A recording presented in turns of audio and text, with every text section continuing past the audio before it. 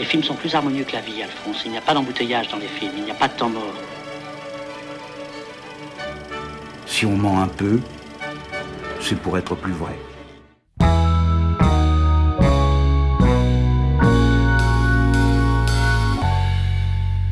J'ai connu Fernando Ligny dès 1974. J'étais descendu dans les Cévennes pour participer à un tournage sur la vie du réseau d'adultes avec des enfants autistes mutiques. Je ne savais pas du tout ce qu'était un autiste et j'étais arrivé dans un monde totalement incroyable où personne ne parlait et où des gestes commençaient à faire partie d'une vie commune entre ce qu'ils appelaient les présences proches, les adultes parlants et les enfants autistes. Donc j'ai participé à ce film, je suis resté très ami avec Renaud Victor qui a réalisé ce film qui s'est appelé finalement Ce gamin-là. Et puis en 88-89, j'ai coproduit avec Bruno Muel un autre film avec Fernando Ligny qui s'appelle Fernando Ligny à propos d'un film à faire, qui était une réflexion sur le rapport entre image et langage, qui est au cœur de la démarche de Deligny. Donc voilà, je peux dire que ça fait partie de ma démarche depuis plus de 45 ans. Et puis, il y a 5 ans, je suis allé à une exposition à Paris et des cartes des réseaux d'air étaient montrées. Et j'ai retrouvé Jacques et Gisèle, qui vivent encore dans les Cévennes avec maintenant des adultes autistes. Et je me suis dit, mais il faut que je fasse ce film. Et puis ce qui m'intéressait, c'était pas seulement de raconter la vie de Fernando Ligny dans les Cévennes, donc la tentative qui concernait les enfants autistes, c'était de montrer la ligne continue depuis 1938, depuis qu'il finit ses études, puisqu'il ne passe pas les examens de fin d'année et que ça ne l'intéresse pas. On peut dire il a fait 6 mois de philo, 3 mois de psycho, et puis en fait, il préférait jouer au 421. C'est ce qu'il explique dans ses mémoires. Et donc, il y a une ligne continue depuis l'hôpital d'Armentières, le plus gros hôpital psychiatrique du Nord, toutes les tentatives qui ont suivi dans l'immédiate après-guerre, dans le Nord, avec des jeunes délinquants, avec des psychotiques, la tentative de la Grande Cordée, qui est un nom magnifique, qui est un peu emblématique dans le milieu de l'éducation populaire, et puis peu à peu, ce qui aboutit à la vie avec les autistes. Donc il y a une ligne continue où toujours avec des jeunes considérés comme fous et enfermés et dangereux, des jeunes délinquants, des jeunes psychotiques, des enfants autistes. Il essaye de montrer qu'il y a une vie possible en dehors de l'enfermement et que la question qui est posée n'est pas de dire il faut qu'ils deviennent comme nous, mais la question qu'on doit se poser, c'est qu'est-ce que nous pouvons faire pour qu'eux nous voient et pour qu'ils aient envie de vivre avec nous. Donc c'est un peu la même question du début à la fin de sa vie et c'est ce chemin-là que je voulais raconter avec ce qui étaient mes moyens, c'est-à-dire je ne voulais pas de paroles savantes, je ne voulais pas interroger, il y a plein de personnes qui écrivent des textes formidables sur la pensée de Deligny, mais je ne voulais pas un film constitué d'interviews, ça m'ennuyait, au fond. C'est pas que ça m'ennuie, mais formellement, sur le terrain de la question de la forme cinématographique, ça ne m'intéresse pas trop. Et donc il fallait que j'invente mes moyens qui étaient d'utiliser des textes de Deligny. Et puis surtout, un autre point qui est, toute sa vie, il s'est intéressé à l'image et à l'usage de la caméra, puisque quand il crée La Grande Cordée en 1948, La Grande Cordée, c'est l'idée des adolescents qui devraient être en hôpital psychiatrique ou peut-être en prison. Eh bien, on prend leur dossier psychiatrique ou médical ou judiciaire, ils racontent très concrètement je le mets dans un poêle et le dossier n'existe plus, et je leur dis, qu'est-ce que tu veux faire ? Et donc, il n'y a pas de médecin, il n'y a pas de médicament, et l'adolescent dit, je veux devenir pilote d'avion. Alors, Deligny va s'employer avec tout un réseau à faire que ce jeune va finir par monter dans un avion, peut-être pas tout de suite, mais sous la tutelle, disons, des pères aubergistes du réseau des auberges de jeunesse qui se créent à l'époque. Et donc, dès la création de La Grande Cordée en 1948, il demande une caméra dans le budget d'équipement. 1948. En 1955, il écrit un texte, La caméra outil pédagogique, et il tourne avec les ados de La Grande Cordée. Le film est perdu, on n'a plus qu'une image. Et puis ensuite, il y a, avec un des enfants qui venait de La Grande Cordée, Yves, il fait ce film extraordinaire qui s'appelle Le moindre geste. Ça continue, ça rebondit, et il finit par faire ce gamin-là, et il fera encore un autre film, Projet N, et il fera à propos d'un film. Donc le cinéma fait partie de sa démarche. Donc j'avais des films et des images de lui, mais au final, dans un film d'1h40, il y a 15 minutes d'archives, pas plus.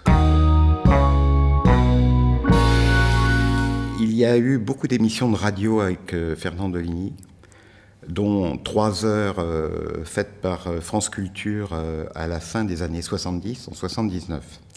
Et dedans, Fernand Deligny, il parle magnifiquement, il n'est pas encore complètement âgé, il a une bonne voix et il dit des choses formidables.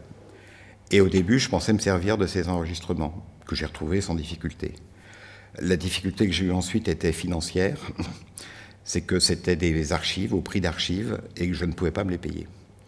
Alors, j'y perdais quelque chose parce que Deligny, quand il parle, c'est aussi savoureux que quand il écrit, il inverse les mots, il change le rythme des phrases, il invente des adjectifs qu'on ne connaît pas, et il a beaucoup d'humour. Donc Deligny transparaît dans sa manière même de parler. Donc je perdais ça. En même temps, il y avait des textes que je voulais utiliser, qui étaient des textes qui avaient juste été publiés. Et il en a publié énormément. Il y a une anthologie de ces textes qui fait 1600 pages. C'est un homme qui a écrit toute sa vie. Et donc, j'avais déjà une contradiction. J'avais des textes écrits, il fallait bien que quelqu'un les dise. J'avais des paroles de Deligny magnifiques que je ne pouvais pas me payer. Et je me suis dit, je vais prendre un acteur qui va unifier, d'une certaine façon, la voix de Deligny. Et puis quand Deligny sera à l'image, il a sa voix, mais ça, le code est simple. Et donc, j'ai réfléchi à qui pouvait être le bon acteur pour faire Deligny. Et très rapidement, en discutant avec le producteur, avec Michel Klein, on s'est dit, mais Jean-Pierre Daroussin. Alors Jean-Pierre Daroussin, pourquoi ? D'abord, je le connais un petit peu, ça facilite les choses.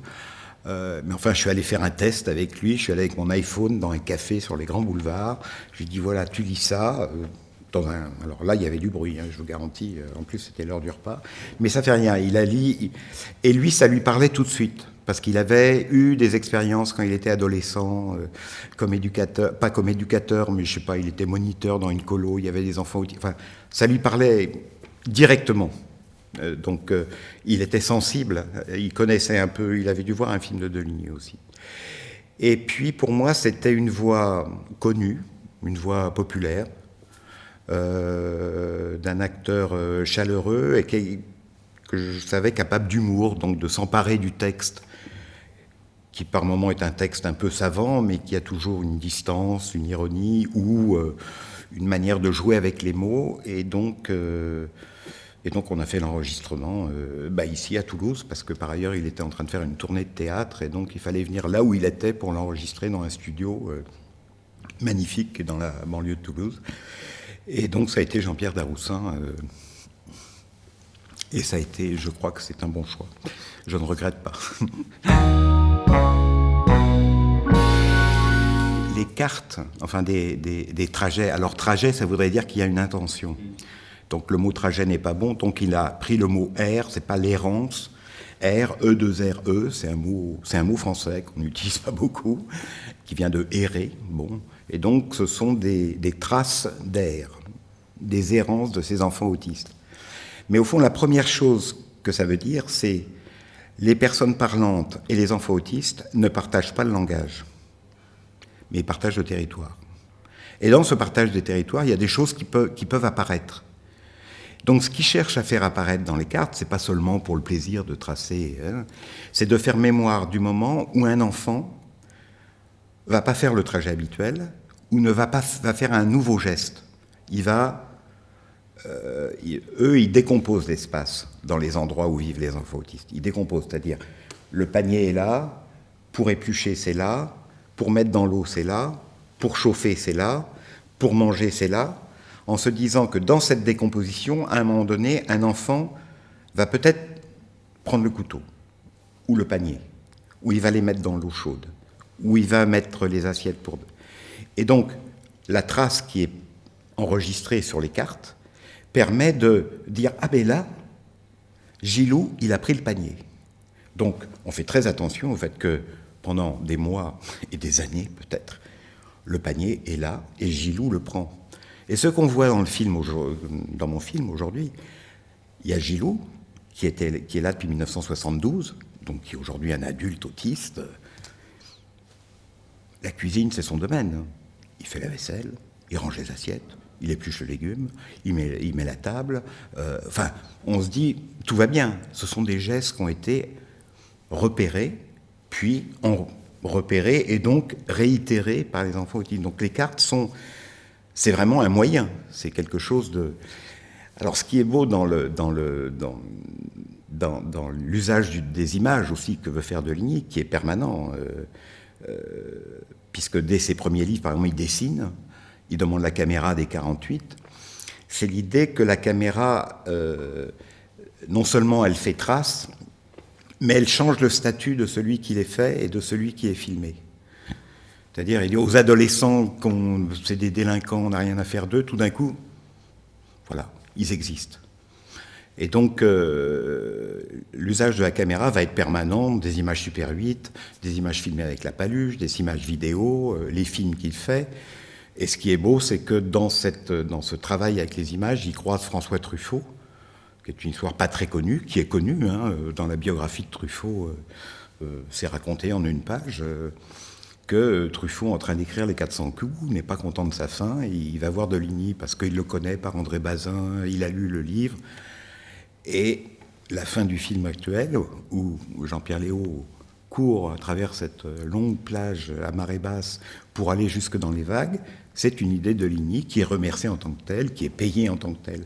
Et donc pendant 20 ans, Truffaut et Deligny vont avoir une relation où Deligny va tout le temps va le solliciter en permanence, et au fond, Truffaut va être toujours très présent, mais par des lettres. Il envoie ses assistants, il envoie sa script, etc. Mais lui, il ne redescendra plus jamais le voir. Et puis, surtout, il va l'aider à produire ce gamin-là, qui est surtout à l'initiative d'une autre productrice, Hélène Vagé, mais quand même, c'est François Truffaut qui va chercher Claude Berry, François Perrin, qui réunit tout le monde pour qu'ils mettent un peu de fonds de soutien pour produire le film qui, sans ça, ne pourrait pas se faire. Ce qui l'intéresse dans les autistes, au-delà du fait qu'il ne veut pas qu'on leur inflige ce qu'on leur infligeait à l'époque, c'est-à-dire un enfant autiste qui s'automutile, passe sa journée à se taper la tête contre les murs, etc. Qu'est-ce qu'on faisait? On l'enfermait, on lui donnait des médicaments, et puis voilà, sa vie était terminée. Donc, il va inventer une autre vie, libre, dans la nature, et avec peu à peu l'apprentissage, en tout cas le fait d'avoir accès à un certain nombre de gestes d'une vie commune avec des personnes parlantes. Mais c'est lié, ça pose la question du langage.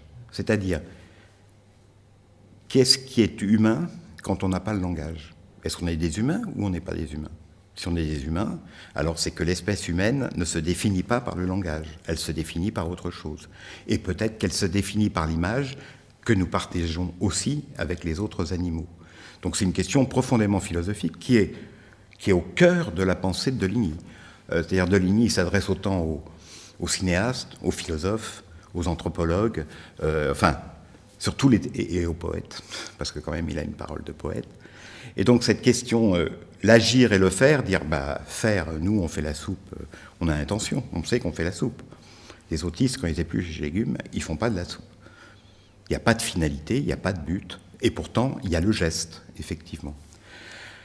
Alors le cinéma là-dedans, est-ce que dans l'image, il y a quelque chose qui est avant, j'en sais pas, en tout cas ailleurs, et qui serait commun à tous, et qui nous permettrait d'inventer une autre manière de faire du cinéma. Et donc il invente un mot très beau qui s'appelle le mot caméré. Il dit pourquoi on dit film, pourquoi on prend le support pour parler de cette activité? On ne dit pas baguetté pour le boulanger. Alors pourquoi on dit filmer? On devrait dire caméré. Et caméré, pour lui, c'est l'idée qu'on pourrait filmer. Alors les définitions sont multiples, et au fond, je crois qu'elles ne sont pas à un usage très pratique, mais c'est l'idée comme si on pouvait filmer en dehors des mots, donc sans intention élaborée par le langage. Alors, moi qui suis opérateur, filmer sans intention, je sais que c'est très difficile. Parfois on se laisse prendre par un plan qu'on est en train d'improviser en direct.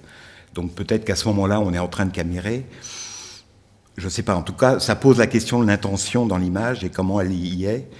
Et donc ça renvoie quand même dans quelque chose de moins intéressant, le langage qui est juste l'illustration d'un récit écrit et qui, à ce moment-là, pour lui, a beaucoup moins d'intérêt. Mais enfin, je reviens à une chose que je n'ai pas développée, c'est que Fernand Andolini, c'est un poète. C'est-à-dire dans son usage des gestes, du territoire, des objets et des mots, c'est un poète. Au début de ces gamins-là, il dit, alors on dit que ces enfants sont invivables, et même la société a inventé des lieux où un vivre soit prévu. Un vivre, ça n'existe pas, c'est un mot. C'est un mot extraordinaire, hein, un vivre. Un vivre pour un vivable. Et il est capable d'inventer donc toute la vie du réseau avec les enfants autistes, et jalonné d'un certain nombre de mots. Il y a les airs, il y a le coutumier, il y a la tentative, des radeaux dans la montagne. Il invente des expressions et des mots qui sont une manière de raconter ce qu'il fait. On pratique tout ça avec plus ou moins de talent et plus ou moins de ferveur, mais bien sûr, le récit n'est pas la vérité. J'ai eu ce débat parfois à propos de tout à fait autre chose. J'ai fait beaucoup de films d'architecture. J'ai eu une discussion avec des étudiants de cinéma qui disaient « Oui, mais donc vous décrivez le bâtiment ?» Je dis « Ah non, je ne décris pas le bâtiment, je le raconte. À partir du moment où je le raconte, c'est ma manière de le raconter. Vous le raconterez d'une autre façon. On parlera du même bâtiment, mais on ne lui aura pas donné tout à fait les mêmes qualités. Il y a des choses qui resteront perceptibles de la même façon et d'autres qui seront différentes. Est-ce qu'on a menti ? En tout cas, on est rentré dans la subjectivité de quelqu'un. Et ce qui est posé derrière ça, c'est l'idée de « c'est quoi le réel ?» On partage le même réel ? En ce moment-là, vous me parlez et moi je vous parle, et on a le même réel ? Sans doute pas. Sans doute pas. Ça ne veut pas dire qu'il n'y a pas du mensonge, mais nous partageons une expérience, donc elle est vivable ensemble, et pourtant, nous n'avons pas le même réel. Donc c'est toutes ces questions qui sont en germe dans tout film documentaire, qui est, est-ce qu'on filme le réel, est-ce qu'on filme le regard du réalisateur, est-ce qu'on est dans l'interprétation d'une histoire qui fait que le réel est tordu. La gamme est magnifiquement large. Et c'est ce qui fait que le documentaire est magnifiquement large, et c'est pour ça que j'ai produit beaucoup de documentaires, parce qu'entre Kramer et Claire Simon, c'est pas du tout la même chose. Et pourtant, ce sont des gens qui, d'abord, ont mis les acteurs de côté, ou les ont mis à une certaine place qui fait que leur réel parle. Indépendance, c'est un mot que je respecte sur le plan politique, c'est-à-dire l'idée que l'Algérie veut devenir indépendante, se bat pour son indépendance, ça a du sens. Pour nous, cinéastes, qui sommes sans cesse en train de demander de l'argent à telle personne, à tel organisme, à telle chaîne, à telle région, à tel département. Le mot indépendance est un peu... Alors, indépendance de la pensée, oui. Mais par exemple, au début le grand mouvement documentaire des années 80, on avait fait une association qui se battait pour le documentaire. Réalisateurs, producteurs, techniciens, tous ensemble. Des gens dont certains venaient du cinéma militant, comme moi, mais pas... Bon, voilà, on voulait qu'il y ait plus de documentaires à la télé. On ne savait pas encore que le documentaire pouvait exister en salle, parce qu'à l'époque, en 80... Donc on a gagné cette place. Et donc il y a eu toute une discussion sur comment faut-il appeler cette association. Et beaucoup de gens disaient, il faut l'appeler l'association des cinéastes indépendants. Mais j'avais dit non, et moi j'avais proposé un autre titre qui a finalement été adopté, qui était de dire, on est du côté de Lumière plutôt que de Méliès, et donc on s'appelle la bande à lumière. Mais c'est la bande à lumière qui est restée.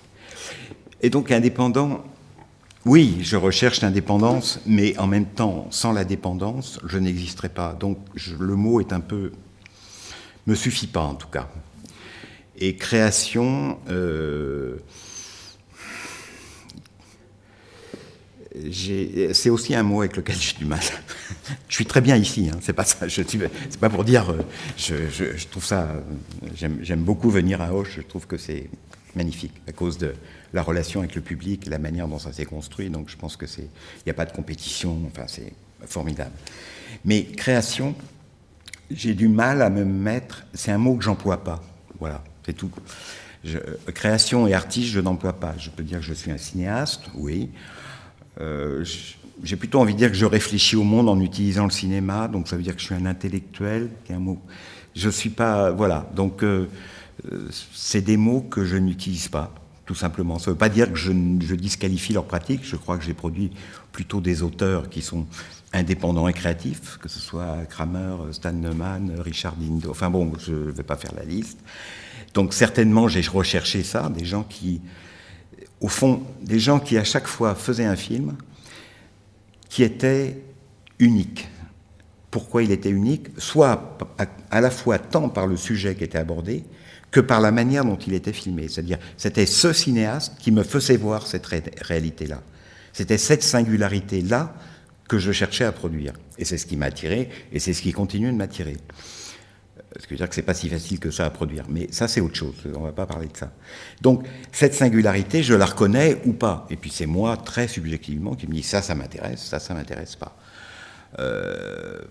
Bon, au bout de 40 ans, je commence à savoir ce que j'aime produire.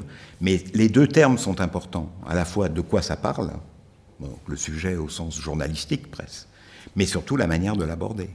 Là, lundi, il y a un documentaire qui commence pour la télévision, d'une réalisatrice qui fait son premier film pour raconter le trajet d'une vieille anarchiste qui a 80 ans, qui tient une librairie anarchiste à Paris et qui a connu les gens d'Action Directe, les groupes espagnols anarchistes, etc.